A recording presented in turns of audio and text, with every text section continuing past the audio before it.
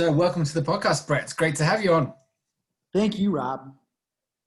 No, it's brilliant. I'm really keen to get chatting. Obviously, we've done a few bits and pieces in the past and had raving reviews from Shane Fitzgibbon, who obviously did the SPIDERfit course as well. So really keen to get you on and get your take on things. So for those who haven't come across you and across SPIDERfit Kids, talk us through what was your journey in falling in love with sport and how did that develop into what you're doing today?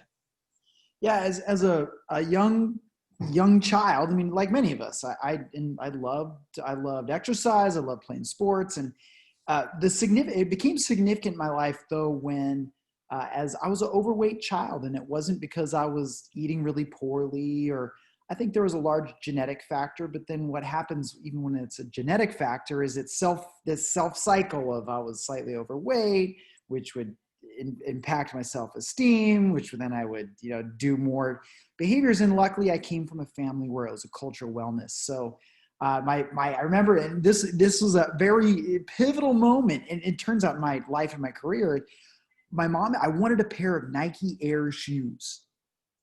And my parents weren't about to spend $50 to get me a pair of Nike Air shoes when I was like 12. I was 13, and they didn't want to spend the money. And so they said, okay, we'll give you $1 for every lap you run over at the track. Just thinking that it was, for a week, it was $1 a couple times. And then I was like, well, no, I want to get those shoes. So I started running and I started running and I started running. And pretty soon I had $50. I could go get the shoes.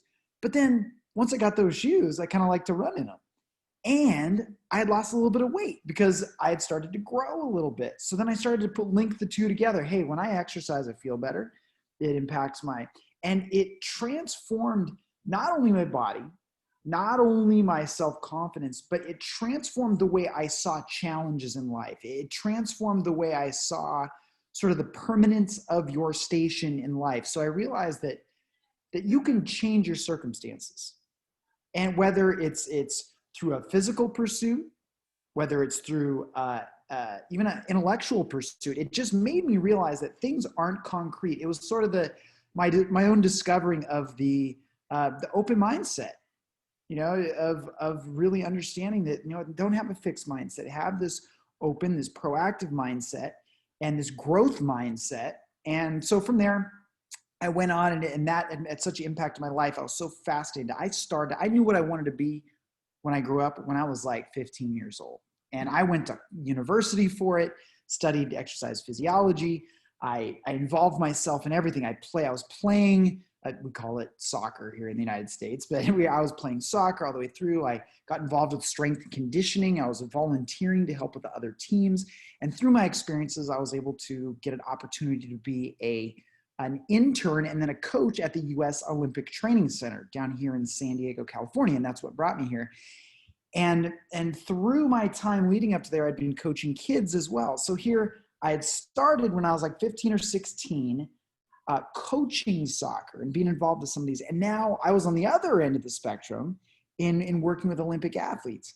And it was just fascinating, that process to me, to see that whole development process in a pretty short period of time working with these different athletes. And so when I left the Olympic Training Center, I had a decision to make. It was after the Sydney Olympics, and I said, what do I want to pursue here? And honestly, working with kids spoke to my heart. I mean, it fed my soul, and I did enjoy working with high-level athletes. But what I found, even working with high-level athletes, is a lot of the time I spent a lot of time with them reverse engineering movement back to what they probably should have been doing when they were 9, 10, 11 years old. And these are the best athletes in the world. And in order to break their performance ceiling, we were having to have them skip again. We were having to have them crawl. We were teaching them rolling. And this is before I even understood fundamental movement skills or physical literacy or any of that. It just was what needed to happen from a movement standpoint. And in doing that, in realizing I wanted to get back with kids, I partnered with many people have heard of Todd Durkin. He and I met in 2001, and he's a large international presence in the fitness world now. And we started together, and I said, hey, I want to run your athlete and your youth program. And so I took it from there. And for 15 years, I grew and grew and grew the athletic performance program. And we were at one point we're reaching over 1,000 kids a week. And now, as soon as my daughter was born, though, I started, as I'd worked for so long with Todd, I'd started to be very involved in that youth fitness industry and started writing and creating content. And when my daughter was born, it just was to me, it was kind of a calling, as a sign. I realized the world she was being born into with childhood obesity and the inactive youth culture and a lot of the other issues that I saw for the world that I wanted her to have. I decided, well, I want to be an agent of change. And how can I do that? And that's where SPIDERfit came from. I thought, if I can share what I've learned and share some of the perspectives that I've gained from so much work, from so much experience and a degree of success, if I can share that with people that work with kids, with people that are in children's circle of influence, then that's when I can actually make a difference. So whether we create materials for parents and coaches and physical education teachers and community youth program coordinators. And we say we're educating the educators, we're mentoring the mentors.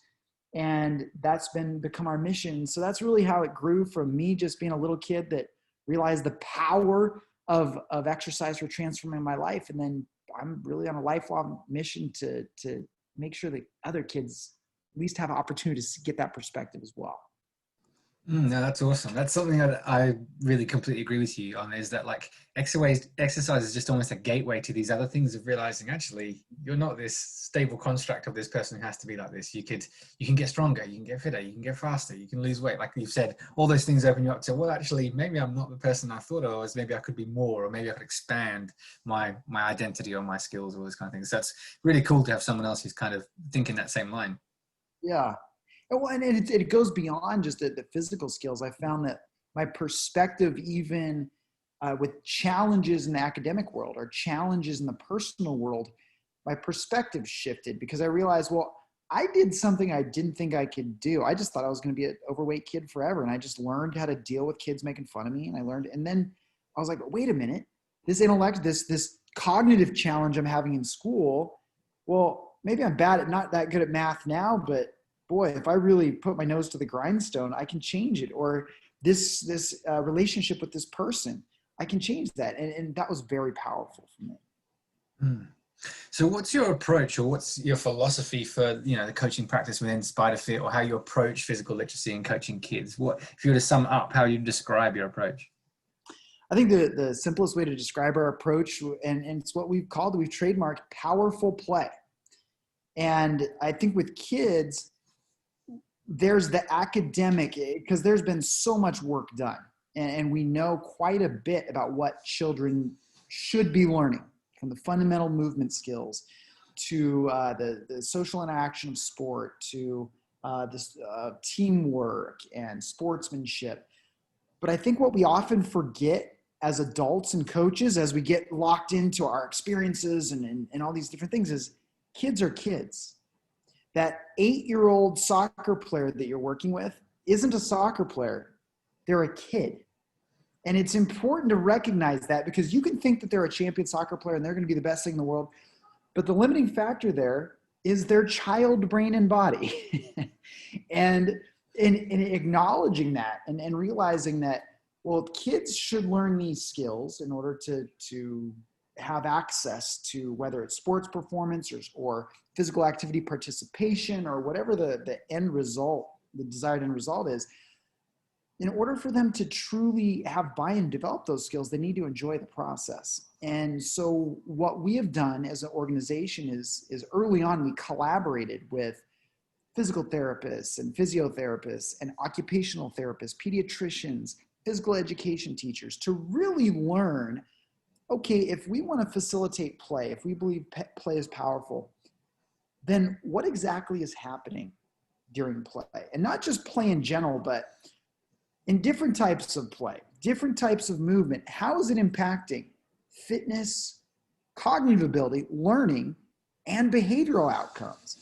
And in what we learned from this collaboration and then putting it to practice in many schools, and now we partner with many of the large sports organizations here in the United States, in seeing that, okay, well, yeah, to the kids, it feels like they're just running around and chasing.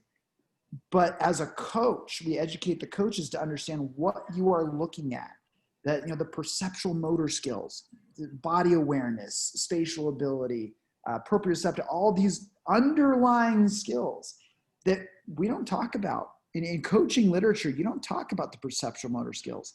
They need to be talked about now. So our approach is, for the kids need to have fun. They need to smile while they're sweating and getting smarter. So we got sweaty, smiling, smarter. That's what we say is the result. But as coaches, we should understand what we're doing and why we're doing it. But at the same time, be so confident in our knowledge and ability that we could execute it and deliver it in a way that it looks like we're just playing too.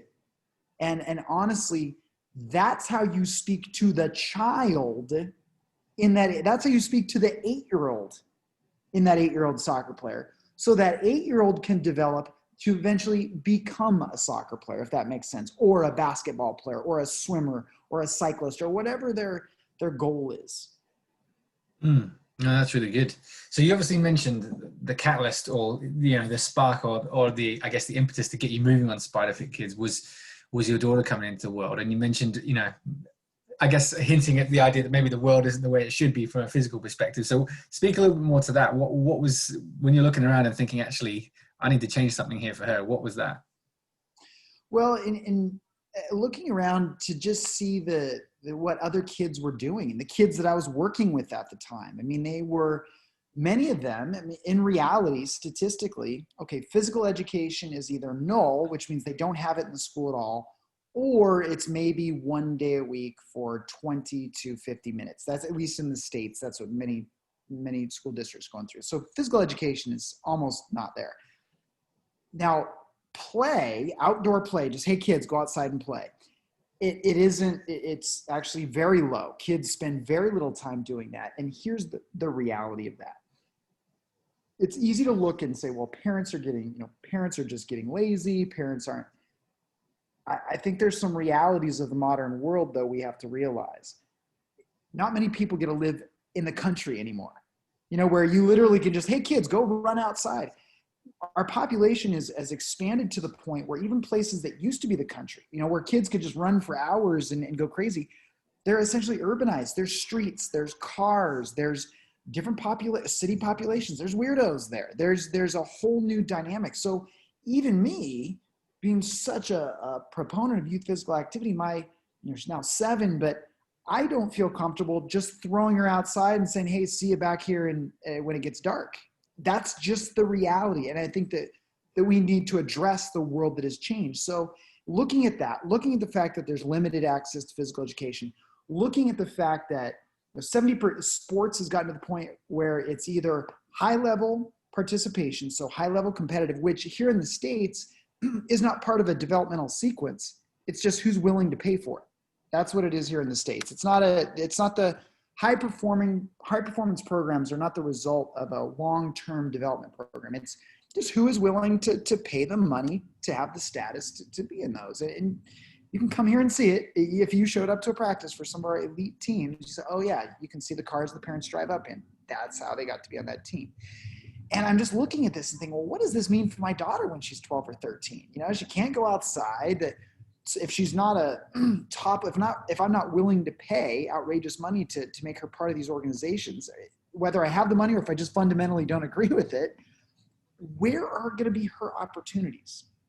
And so that really pushed me to say, okay, I'm not going to shut down the video, nor should I shut down the video game places, because, hey, it's demand and supply. If we demand them, they'll supply it. But to me, I thought, well, in sports, if I can work with organizations to help them realize the importance of development, if we could have a developmental sequence.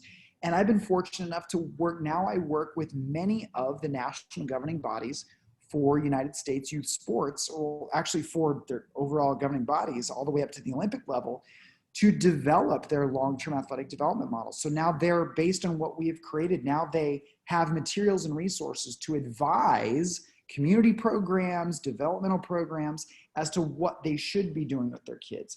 Working with schools, helping PE teachers, the best word to describe it is how can they market themselves to create better value within their community? Instead of just rolling a ball out to kids and then going and, you know, doing lesson plans or whatever, actually changing physical education so it's relevant for today's kids, but then also helping physical education teachers understand the importance of communicating to parents and communicating some of this research we now have that how important physical activity is for kids. And then being able to be a reference for parents, not coming from a judgmental standpoint, not coming from a preaching standpoint, but coming from an education standpoint and being a, you know, really listening to what questions are parents asking, what challenges are they having, and then offering resources and information to meet them where they're at so that we become a trusted source even for parents. And so that's where I realized the problem, but that's really how we've gone to try to, as an organization, have gone to try to create some solutions to these problems. There's so much in that I want to unpack. So, like, I mean, it's, you know, we obviously as professionals are aware of the holistic benefits of exercise. Just a few weeks ago, I had Helen Collins on, who her PhD project is looking at, you know, the wide range of benefits, both mental and physical, and the idea around identity and, you know, self-determination theory, and, you know, you know, that's one aspect. Then you talk about the physical outcomes in terms of skill, and then the health outcomes. There's so much going on. You know, throw the cognitive ones in there. We know those kids that are more active throughout the day are probably going to be better at learning. But at the same time, we have this kind of paradox where PE is so undervalued. And it's like, we could be ticking so many boxes if this was a better product. And like you said, marketing more value. Yeah. Well, it is. And that's, as you go to become a teacher, the assumption is that there's just an implied value of education that your community should just embrace. And if the local government, the local school system says that physical education is part of school, there's an assumption that it's just going to be embraced and valued. However, over time, things have shifted not to this holistic approach, but at least here in the United States, it's all about these standardized tests. And the standardized tests have nothing to do with health or physical activity.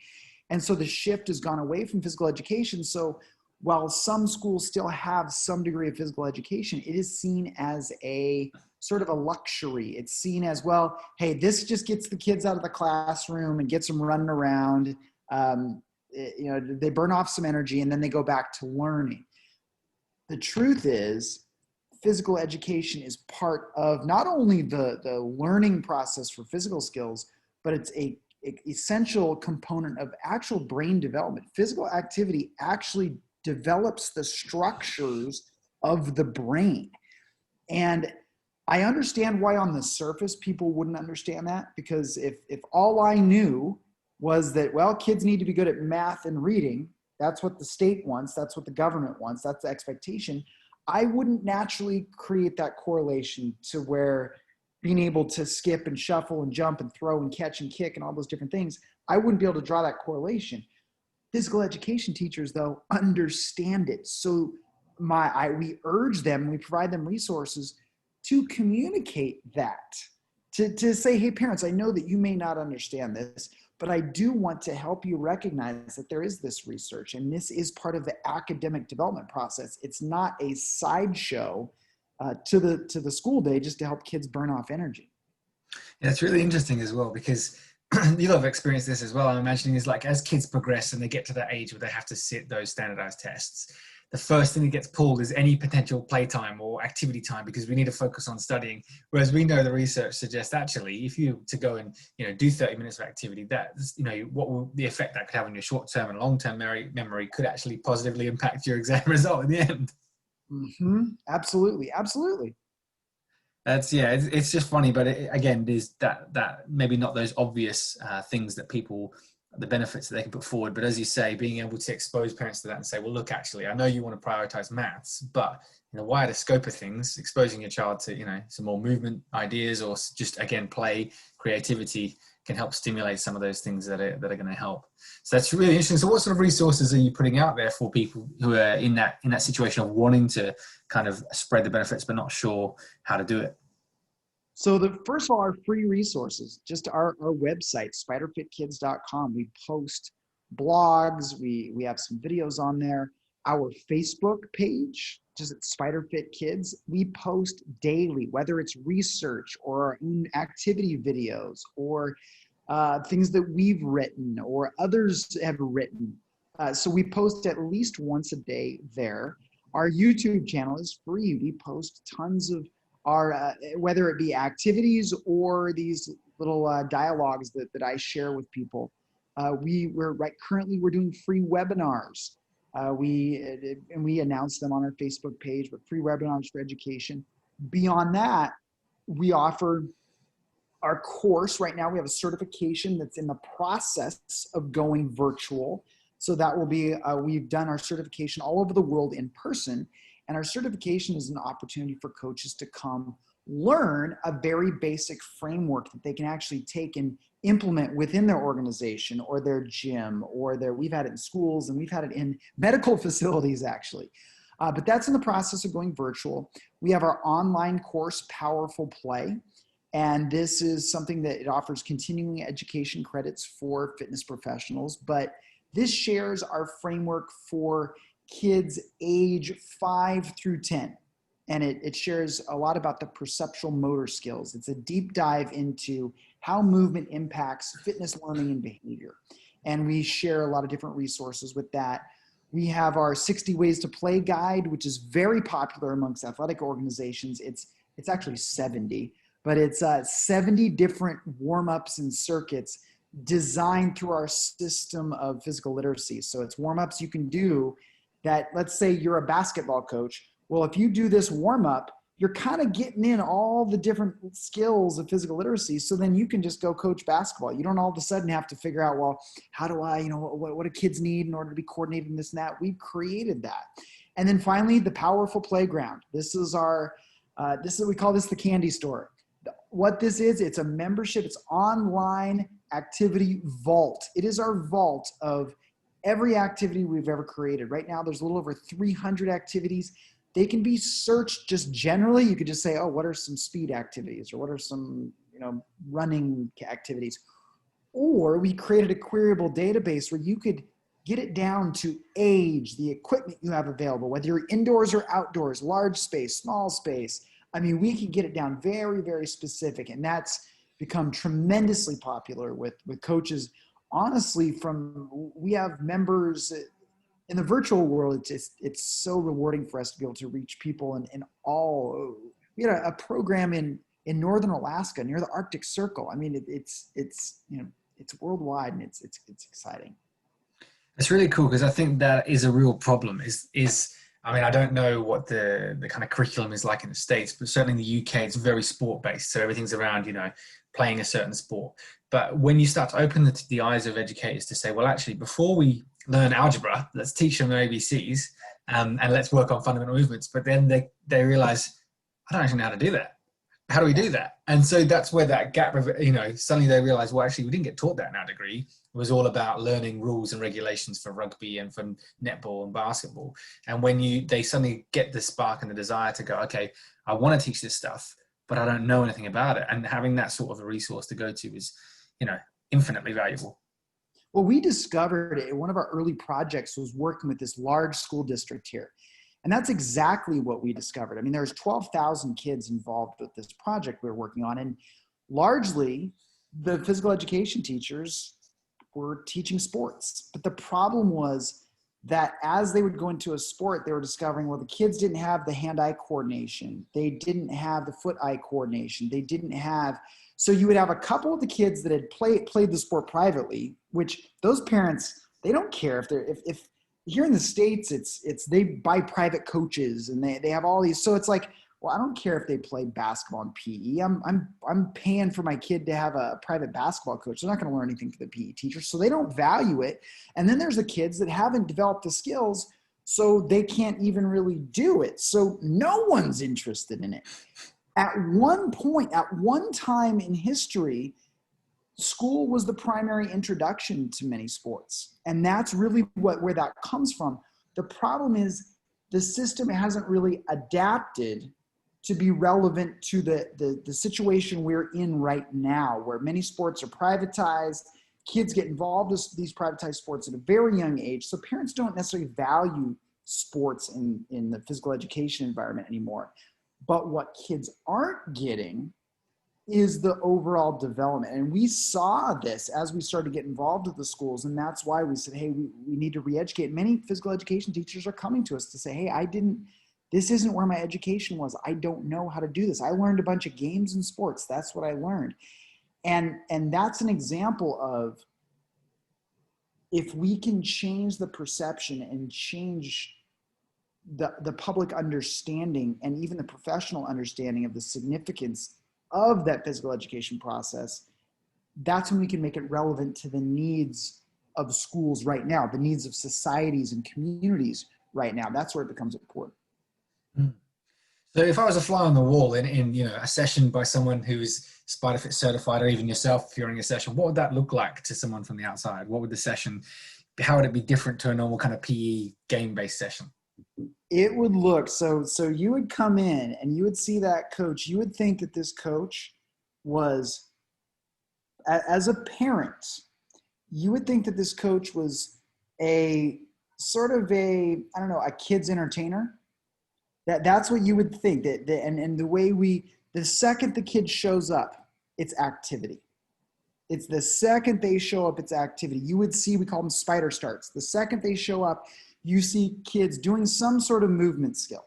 You see them, they're going to be running, jumping, skipping. They might be doing an accuracy thing. They might be doing, the second they show up, before we even do a quote warm up or anything, they're active. And then you would see our warm up that looks like a circus, really, because we'll have kids skip, or we'll have them do one of the fundamental movement skills. But we never just say, now skip down to the cone and back, now shuffle down to the cone and back. We'll have them skip, and then we do what we call movement variables. So we sort of mess with it. Now skip, put your hands above your head, hands below your waist, make your body wide, make your body narrow. So you're going to see kids just constantly adapting. You're going to see their eyes constantly like looking into their head to figure out how they're going to adapt their body to all these different variables to movement. The reason we do that is that kids used to just go and run around and do their own movement. They don't do that anymore.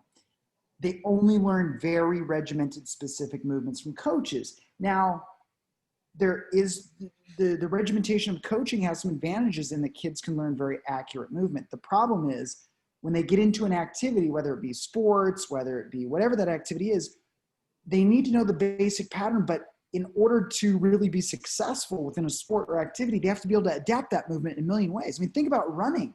If you're a 100-meter track, if your job is to run 100 meters straight in track, that's all you got to worry about.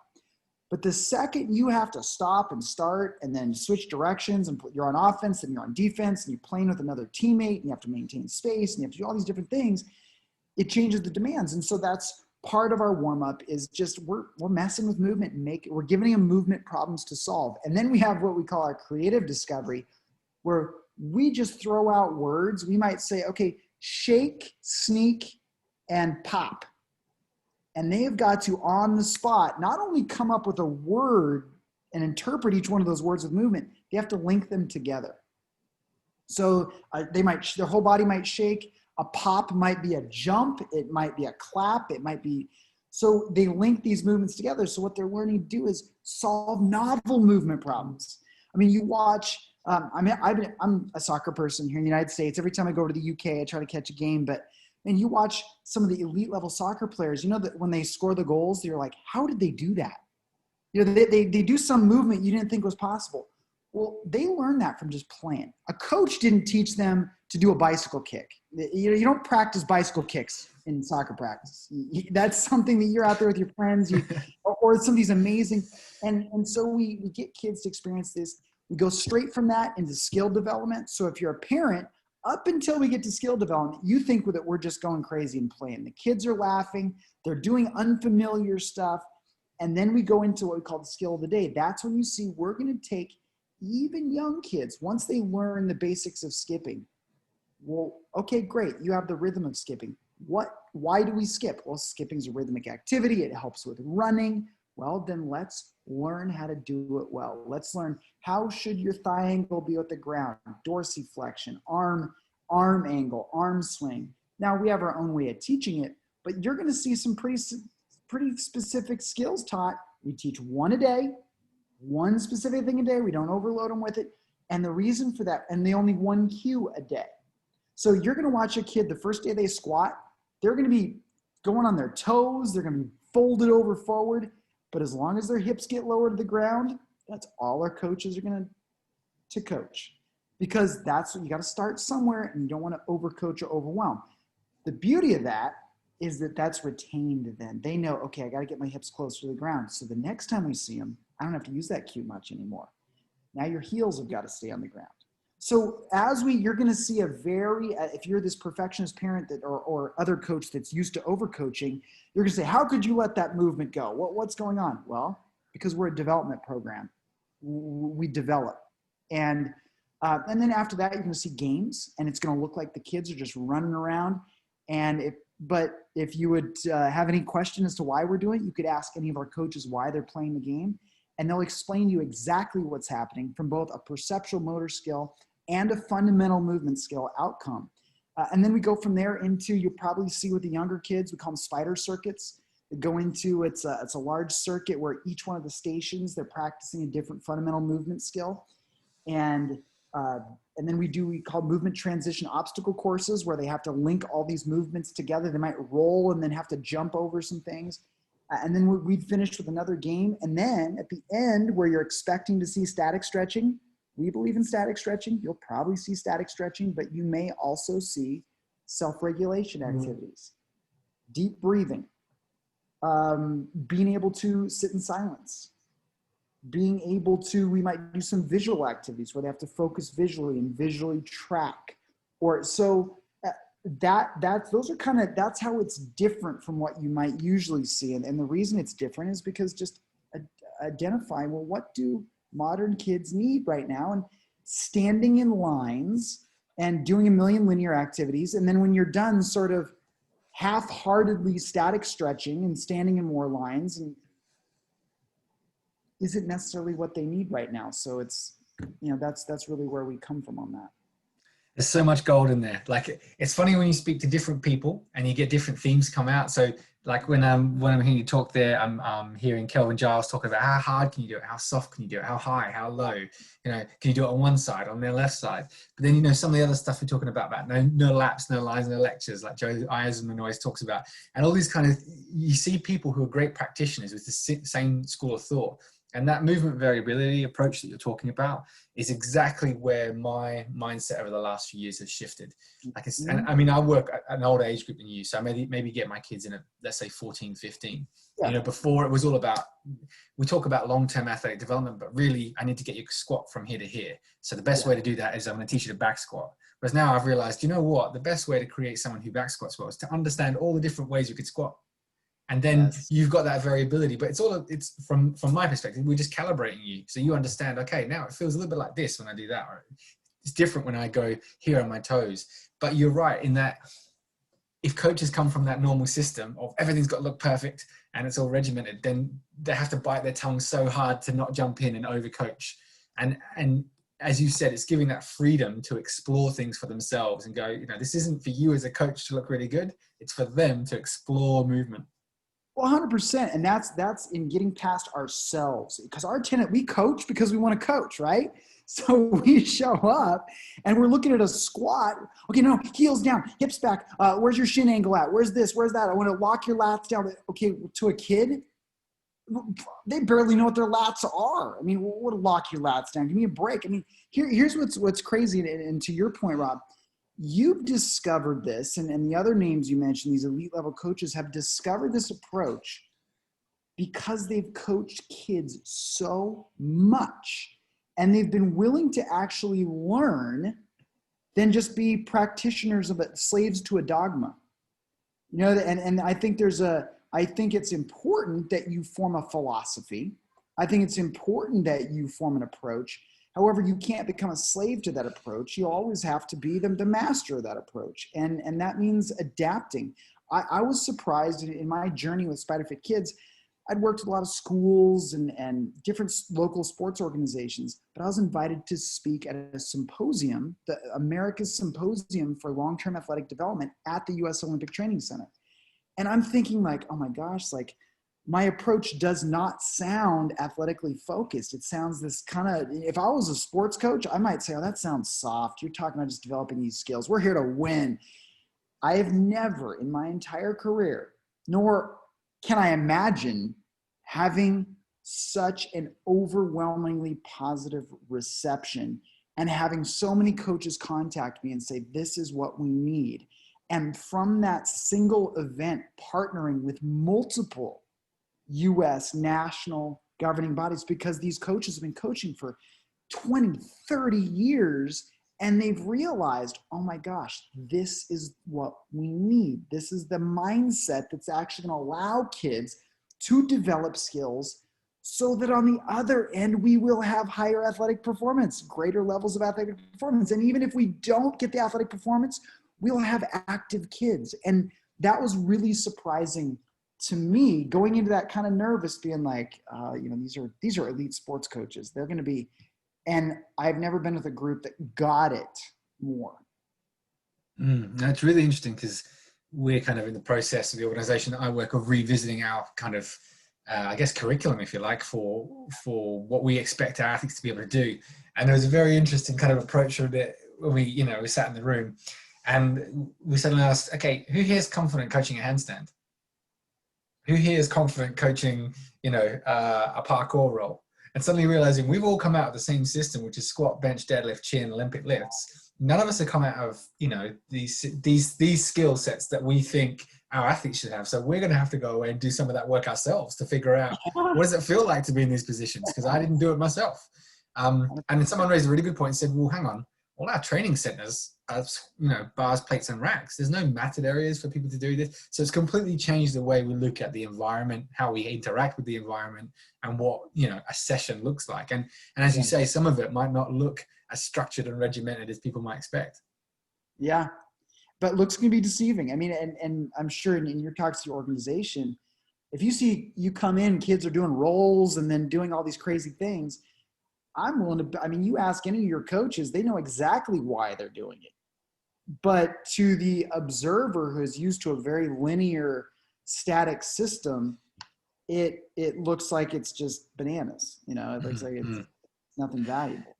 I think it's a real shift as well. It takes the mindset shift away from metrics. So instead of quantitative, it becomes qualitative, and that's something I think that people struggle with, because they're very much used to being assessed on, I got a person from A to B, and I can prove it because this is the time on the clock.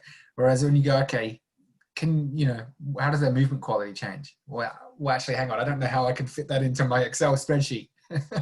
Well, with my first looks at that, and one of the pioneers in that, at least here in the States, and he's known globally, Greg Cook, in looking at the functional movement screen, and his step back to say, whoa, wait a minute. What are we evaluating here? Why don't we evaluate if they have the capability to do the movement? And that's really when we got asked by this large physical education system to say, hey, we need new evaluation, because we do, how many push-ups can you do? How fast can you run? I was more, and I'd watch their testing. Like, you said that child could do 30 push-ups. I didn't see one thing that represented a push-up. I didn't see one actual push-up. And to me, then I was like, okay, wait a minute. We're, like you said, we're measuring these quantitative things purely to get numbers on a piece of paper. It says nothing about development. It says nothing about future capability. It's just a metric at that moment in time. They slept well the night before, so they had energy that day. So we created this, we called it Core 4, and we taught coaches how to evaluate a squat, a skip, a crawl, and a hinge. So they just look at these different things, a couple locomotion skills, a couple stationary movement control. Just how can we, and if they got a 1 on the score, that would mean that there probably was there was an injury, there was something going on. If they got a 4, they should be progressing. They should add load. They obviously had the movement down, but it was between the 2 and the 3. The 2 meant that there was some inconsistency. They couldn't do more than 2 reps in a row with these certain criteria. And the 3 meant they were pretty good. They could do it, but they couldn't achieve consistency to feel confident enough. So it was more, it got to, are they able to do this? Because Your assessment drives the developmental curriculum. And so then instead of just trying to get numbers, you go into, okay, how could we then, if the outcome is going to be good quality movement, which really at every age is important, but particularly when they're young, when the motor cortex is forming, that's when we really need to ingrain these movement patterns instead of just figuring, go to any, I mean, here in the States, if you want to have a nightmare, go to any high school and watch them do resistance training just with the bar on their back, folding over like a sandwich. And the coach is, well, great job, new PR. I'm like, PR, maybe for the loads on the facet joints of the spine, but that is why. Yeah, and that's not even being overly picky. You know what I'm saying? Like, that's not me tearing apart another coach. That's being like, that is just the mechanism for injury you just demonstrated, and you just gave them a reward. That's scary to me. So yeah, looking at qualitatively versus quantitative. Yeah, I find that's really an interesting discussion when you start doing that, because especially within strength and conditioning, there is a default bias to we added more load, therefore we got better. Whereas when you start to challenge that and say, okay, but what about the quality of that? I mean, what about the depth of that squat? What about the speed of that squat? Yeah. You know, then suddenly you're changing the goalposts, and people aren't used to being asked those questions. But that's very much what I did when I came to this role. I'm like, do you know what? I don't care anymore. I don't care about what's on the bar. I don't care, you know, how much they can bench press. I care about if I came in and saw that, would you be happy with the quality of that? That's what I care about. And I care about passing that on to the next guy who can then, he's got this, you know, athlete he can move on. He can do whatever he wants with them. But this athlete has a skill set, a toolbox of good quality movement that we know sets them up to do anything they want, not 3 lifts done really well. Because we're not creating powerlifters. You have to believe in the function and the reason for an exercise. I believe in squats. I believe in deadlifts. I believe in the Olympic lifts.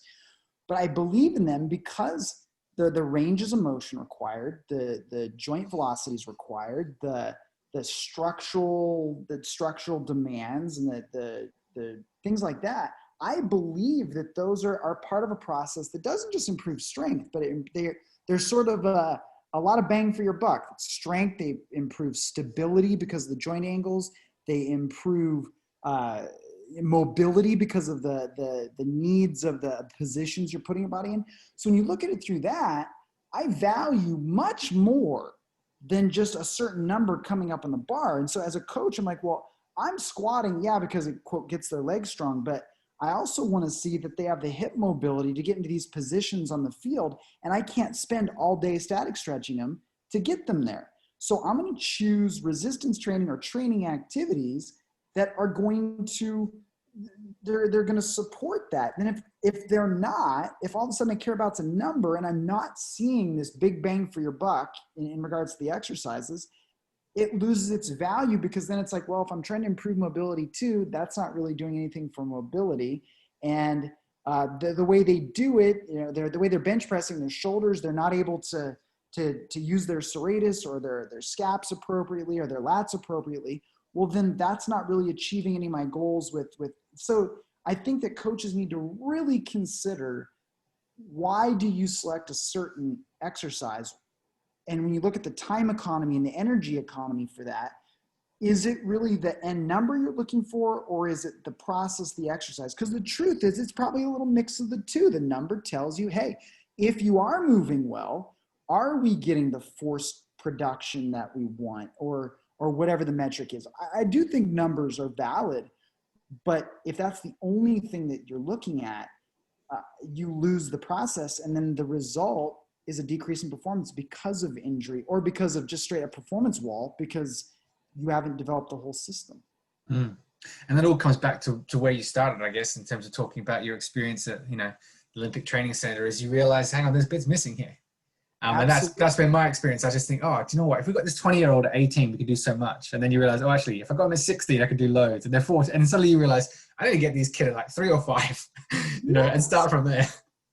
Well, what's amazing is now I think, when working with young kids, I think of, man, if I could hand this young child over to their next level coach in this condition, that's the best thing I could do. I'm not trying to like take this 9-year-old to the Olympics. I know that I'm going to hand this 9-year-old off to another coach. It's going to happen. I want to have them show up that first day, and all the stuff that the coach is like, well, First, I mean, here at universities in the United States, they have to invite the freshman athletes, the first year athletes, they have to invite them weeks early because they have to teach them the movements and they're doing movements, squats, running drills, skipping, jumping. They have to invite 18-year-olds early, elite athletes, best athletes in the United States. They have to invite them early so they can teach them how to move. That's a travesty to me. Imagine if they could take those 2 extra weeks to work on game tactics or offensive or defensive schemes or teamwork or any of the other million things that are critical for success in sports. But no, they have to teach them things that they should have learned when they were 4 or 5 years old. I think that's really interesting because I think in strength and conditioning, we kind of suffer from a bit of denial in that we have this cognitive dissonance of not thinking, do you know what, I'm not going to be this person's coach when they're 33 and playing in the NFL or playing the NBA, whatever. What does that guy want? Like, what does the next guy in this sequence of events want from this athlete? And from my perspective, you know what would be great was if an athlete walked into my gym and he could do all these movements. I don't care what he does them with, or if he does it with 5 kilos or 250 kilos. Can he just do all these things? Has he got the skill set? But I think there's a lot of coaches who are in denial and think that I'm going to get this guy to here because he's going to be a great athlete. But he's not going to be your athlete at that point in time. No. And you have to be willing, and part of that, again, getting past ourselves, understanding our role, but not just understanding our role, is embracing our role. I mean, too many coaches that work with kids, and I see this when I go to some of these events, coaches that work with kids don't want to talk about the kids they work with. They want to talk about so-and-so came from the college combine. I worked with them. I was like, well, but this is a youth training symposium. Let's talk about that 9-year-old goofball that no one thought they could teach how to skip, and now they can skip, and so they're having some success in the field. That's what I'm interested in. I'm not interested in your name dropping because that means nothing to me. I could drop names all day. Doesn't interest me. It's boring, quite frankly. And the thing is as well, like those of us who work in sports performance know that those athletes that are doing well and move well, a lot of the work went before they arrived at your program. Someone's put in years and years with someone before they turned up to campus. I mean, one thing that we have to be willing to address as strength and conditioning coach, the work started when the mother and father selected each other. That's when the work started for a lot of these elite athletes. Yeah, exactly. You're talking the top of the top of the top. Yeah. But you're right. And it fundamentally comes back to, like you say, that goofball who can't move. By breaking down that barrier, you're giving them some competency, you're giving them some confidence, and then they're willing to try something else. And you might, that kid might not play in the NBA, but he might have enough confidence to go out and play regional, or recreational basketball for the rest of his life. You've changed the trajectory of that kid's life, like yourself. Well, in working with the high-level athletes, both in Olympics and professional, I've worked with a lot of professional football players, baseball players, and some of them very high profile. And, okay, so they get to this level, and it is rewarding. It's great to see them perform. And then they have their couple-year career, and then they retire, and they move on to other things. And you've had a positive impact on their life, and it's all good. But more rewarding, I have to say, I just have to be honest, more rewarding is the kid that when they were young, the parents sent them to me because they're like, this kid's overweight, this kid just won't, they're not interested in sports. This is when they're like 7 or 8 years old, maybe 9 years old. Now they come to see me. When they come back into town during the holidays, one of their stops is for me to meet their family and to hopefully get a workout in together. This is 20 years later. I did not know, I didn't understand that when I went to be a coach to kids. I didn't understand it because, to your point, it was very much like, how do I get this kid ready for this season? How do I get this number? And once I started to understand the long-term, the longitudinal impact, these kids are coming and introducing me to their kids. There's a family that I have actually worked with 4 generations, if you can believe that. And it really highlights what our role is in working with young kids. Yeah, that is true impact, isn't it? Yeah. It fed my heart. It feeds my heart, and it does to this day. And a large part of that is what motivated me and drove me to create SPIDERfit. So what's the future of SPIDERfit? Where do you see it growing? What do you see in the pipeline? So right now, one of the limitations with our certification was just manpower. You know, there's a global demand, and in running the organization, our relationships with these large national organizations and schools and all these different things, it was very difficult to educate, to truly be able to take coaches through this education process that are overseas, because we only have so much manpower. And so being able to go virtual, we have both a virtual hybrid, which is actually me coaching live, but it's virtual. And then we also have a just purely virtual opportunity. And that is going to bring the whole system, so that the coaches who get it, you know, these high level coaches, they have access to the whole system. So that is going to be able to permeate throughout the world. We're also looking at, we're in the stages of developing relationships with gyms and studios being able to license our brand for their gyms, so they can have a SPIDERfit Kids program within their gym.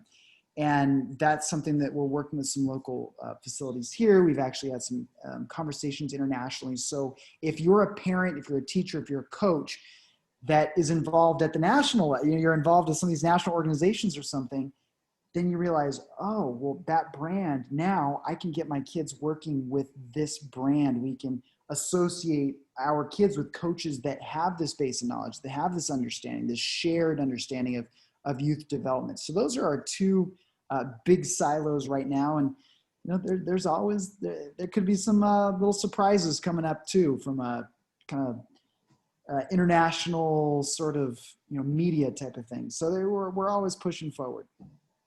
Awesome. So for, you know, maybe those people that we've shined a light on the Pandora's box of you know, fundamental movements rather than just sport and games approach, are there any resources that you would signpost people to, whether they're, you know, parents, coaches, PE teachers? Is there anything that springs to mind that you know, someone who's just starting this journey or maybe looking into it, where would you signpost them? I would, a couple different answers to that. So what we've done, if you go to our site, SPIDERfit Kids, and follow us, spiderfitkids.com, follow us on Facebook, we understand that, let's say if I was a parent and just coming into this, I wouldn't necessarily recommend a parent go and getting Joseph Drabick's book, Children in Sports Training, because it just is, it would be too much. What we have done is looked at some of these resources and digested them so they're easily understandable. And that's really what our goal is. We don't want to just preach to the choir. We want to make the resources. So when you read our blogs, when you digest our resources, we create them so that a coach with no background in youth development, really outside of their sport, can really understand it. But in following those things, I also, I mean, honestly, in looking at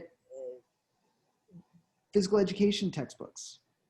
And again, they get very academic very quickly. But if you're someone who does come from that side, or if you're a fitness professional that does understand some of those things, I think it's very important to understand some of the high-level concepts that came from the Eastern Bloc, from even Tudor Bompa, from Verkhoshansky, I'm forgetting his first name right now, but Verkhoshansky, some of the Eastern Bloc research, and you can access through the book Super Training, but then go into Super Training's bibliography if you really want to get into it. A lot of the things in Super Training's work references in the back have been translated from Russian, so you can get access to some of those. So that's how you can really go down that rabbit hole. But if you're a parent or a coach, I would recommend just digesting some of the SPIDERfit Kids resources. And really, even if you're a fitness professional and you just want to say, hey, how can I help kids Monday? Then, you know, we have it there for you. But there's, we went down some rabbit holes, you know, we went down, Vern Gambetta is highly recommend. You know, he was the first to really bring up the idea of these perceptual motor skills. And we really fleshed those out with some occupational therapists. But he's been ahead of the curve for many years, so highly recommend reading his stuff. But and he's a little bit easier for the, you know, you don't have to be an academician for that to really get a lot of traction. But yeah, all of those, and then even the non-related kid stuff. Understand the Gray Cook's approach with the, you know, functional movement screen, and understand just how movement works. Those are just some general resources. But again, at the end of the day, if you just want to get straight to the point with simple stuff, that's really what we've worked to do through our website and through particularly our Facebook page and even our YouTube channel. And all of them are just SPIDERfit Kids. Cool. Well, that answers my next question about where people can find you. But I mean, knowing myself, if you Google SPIDERfit Kids, you get plenty of direction as to where to go. So yeah, we'll definitely signpost people there. Well, Brett, it's been awesome chatting to you today. I love what you're doing. I love what you're about. And you know, I think your kind of philosophy and approach and what drives you really speaks to what I'm doing and where we're going. So thanks a lot for, you know, the impact you're making on the world and on these kids' lives, not just in the States, but obviously over here and in Ireland, you know, people speaking very highly of your work. So thanks a lot for what you're doing. Well, thank you, Robin, and keep doing what you're doing, man. I mean, I'm seeing the stuff you're sharing and just in this podcast and you working hard to get this message out there. I very much salute you and everyone else who's working, and you know, we're all part of the team to get kids moving and healthy. So thank you.